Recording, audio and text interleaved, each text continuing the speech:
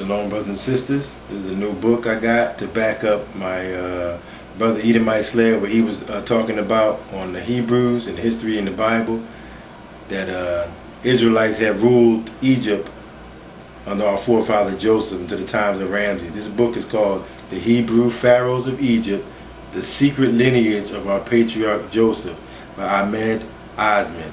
And while I put the information on, I have papers, information I put on the wall. And if you look over here, it'll be the 18 nations known today, other biblical scriptures proving that the Hebrew Israelite Jews are black, and the 12 tribes, who they are, what their names mean, and what they are in Hebrew. So while I'm putting this on and having the information run, I'll be panning to the wall now and then so you can get an understanding of what's going on. And if you see something that you want to copy, if you have a printer, you can always freeze it on YouTube and then print it out when you pause it. And again, this is a book called The Hebrew Pharaohs of Egypt, The Secret Lineage of Our Patriarch Joseph by Ahmed Osman. Zoom it in.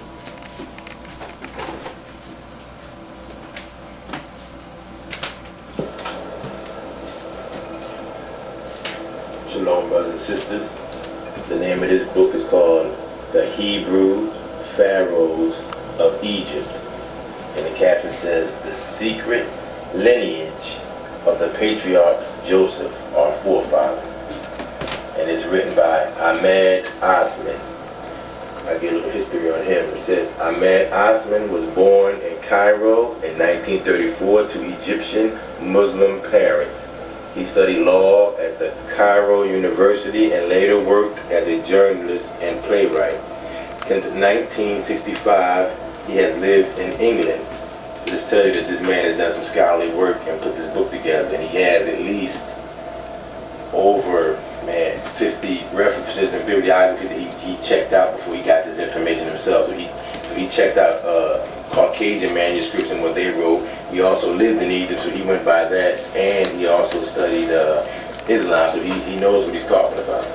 So in this book, The Hebrew Pharaohs of Egypt, The Secret Lineage of the Patriarch Joseph. He's saying secret lineage because if you read in the Bible in Psalms 83rd chapter, the Africans, the Arabs, the Edomites mainly, they will all get, and the other nations, they would all try to get together to keep the Israelites from knowing their history, and it has worked to this day.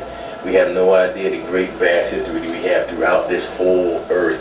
From here, from Middle East to America to Europe, this whole earth, we have our history embedded in it, and they've been keeping it quiet for so long, but now we're in the last days, so they can't keep anything quiet. It's all coming to pass.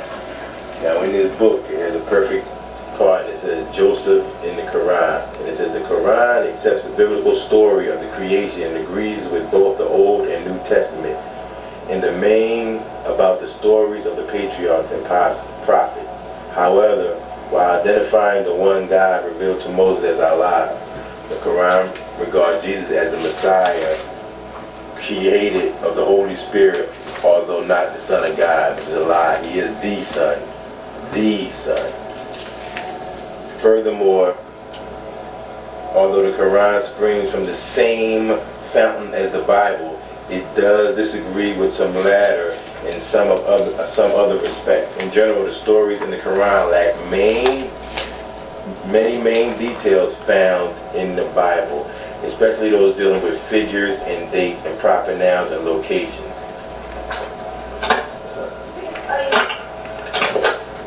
Now, the history of Egypt, they had a great history and a great kingdom, but it thrived and got great when our forefather Joseph took over after Pharaoh had passed.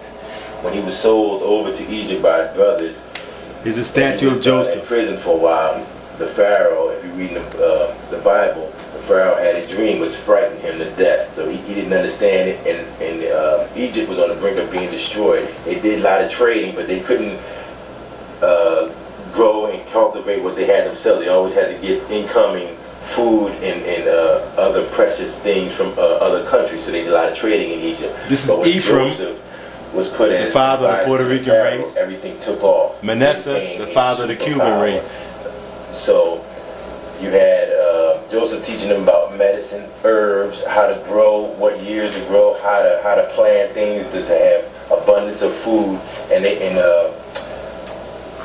Joseph was looked at as a great man even before the Pharaoh passed away. When the Pharaoh died, Joseph and his descendants became pharaohs. Remember, he went in there when he brought his family, and they came in with 70 people. And that lasted kingdom after kingdom up until Ramses the First.